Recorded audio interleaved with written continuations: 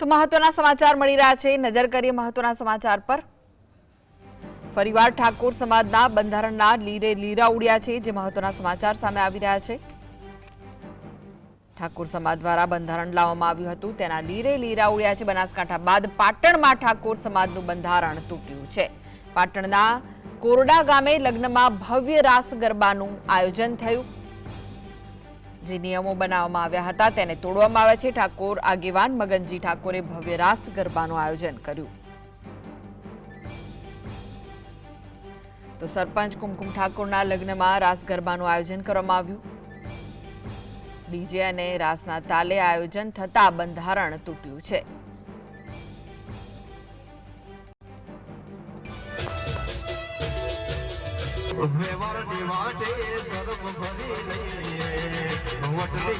કમલ ઠાકોર અને અર્જુન ઠાકોરને નાદ બહાર કઢાયા હતા। તો ઠાકોર સમાજના બંધારણના લીરે લીરા ઉડ્યા છે।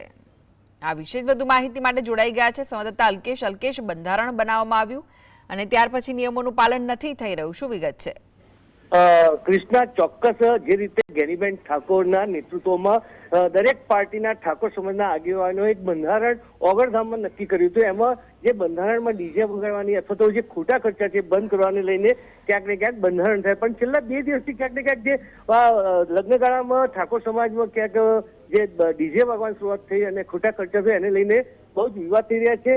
જે ગઈકાલે ત્યાં જમગઢમાં થયા બાદ જયારે આજે ગઈકાલે રાત્રે કોરડામાં પણ આ જ બનાવ બન્યો હતો। કોરડાના સરપંચ દ્વારા જયારે એમના લગ્ન પ્રસંગે બંધારણ જે તોડવામાં આવ્યું હતું અને રાસ ગરબાનું આયોજન કર્યું હતું, એને લઈને ક્યાંક ને ક્યાંક ઠાકોર સમાજમાં ખૂબ જ વિરોધ થયો છે। આજે એને લઈને અત્યારે હમણાં લગભગ 3-4 વાગ્યા મીટિંગ ચાલી રહી છે ને શું નિર્ણય કરવો એમને એની ચર્ચાઓ ચાલશે।